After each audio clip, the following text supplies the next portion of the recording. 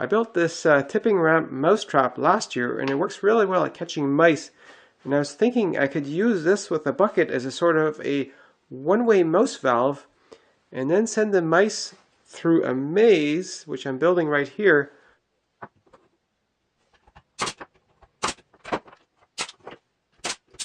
Maze is done. Now I just have to screw down those pieces.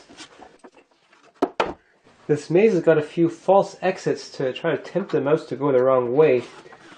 The mouse injector device is going to mount on here.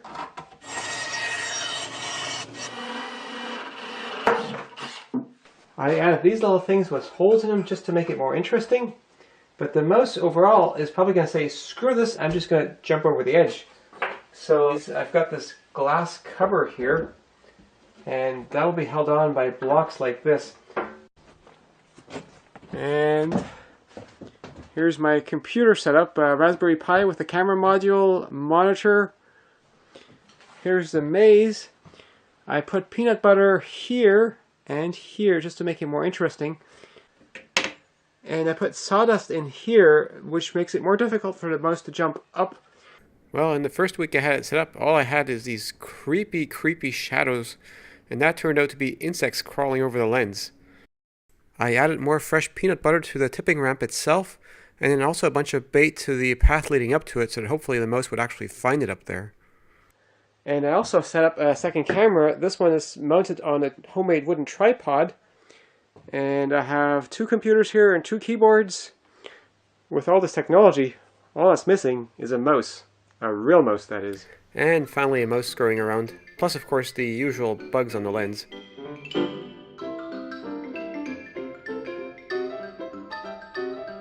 And finally I've got a mouse coming up to the trap. And here it goes. Come on! Come on! Haha!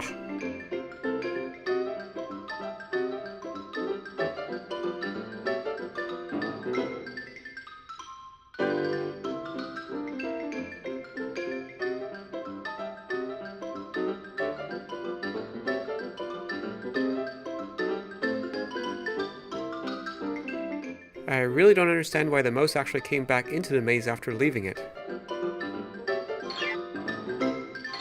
So after that first dumping, something is not quite working right about my trap, or at least it never successfully dumps the mouse again.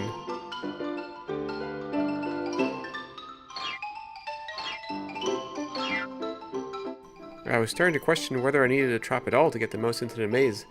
It seemed to be quite happy to explore it just coming in from the exit.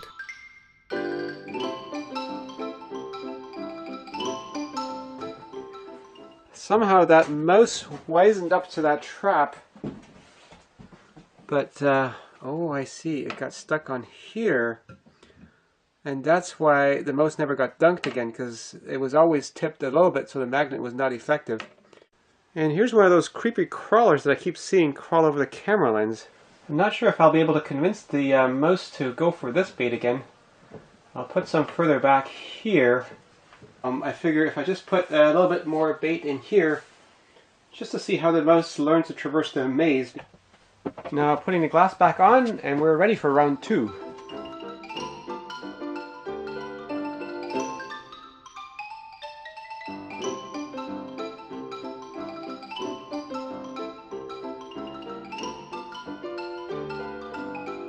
After eating all the peanut butter in a maze, the mouse is finally back on the ramp, and it falls in.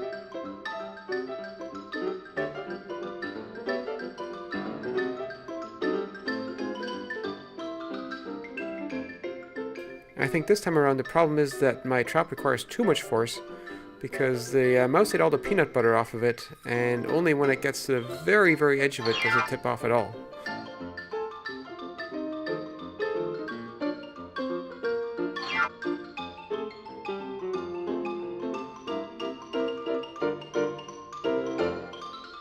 I put a little bit of bait on the bottom of the end of the ramp so that the mouse has to kind of bend over it, and that seems to be what's enough to get the trap to tip.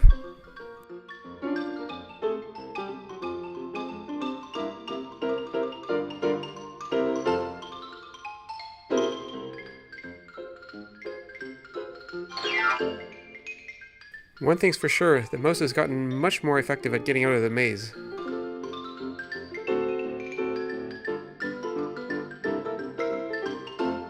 And now I'm back again to rebait that trap and also tweak how much force it takes to tip. And I thought while I was at it, maybe smear some bait to the inside of the bucket just to see how the mouse is going to get at it.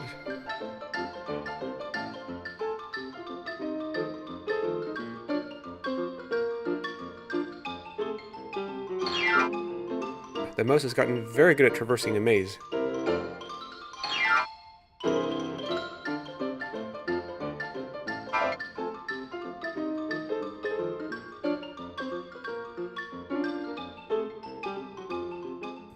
It is pretty amazing to see how the mouse gets at the peanut butter in the bucket.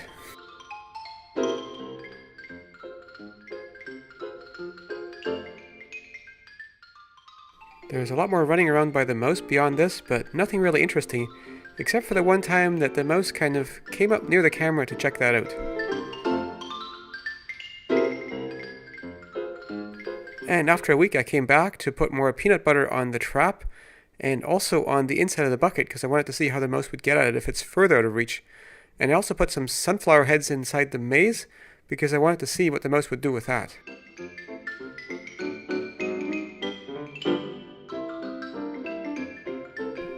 What's interesting with the sunflower seeds is that the mouse keeps munching away at those and then leaves and then comes back and then leaves and comes back and leaves and comes back. And looking at the footage, it's actually usually about a minute expired between the mouse leaving and coming back. It's just that part is skipped in the video. So I think what's happening is the mouse is taking the sunflower seeds and stashing them somewhere else every time.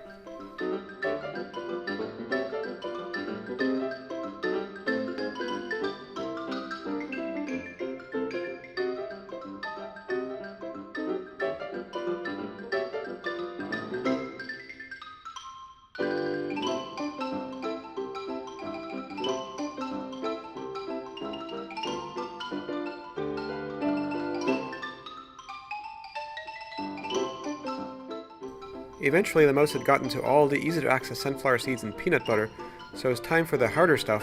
First up, I guess, was the sunflower head in the tiny little cubby.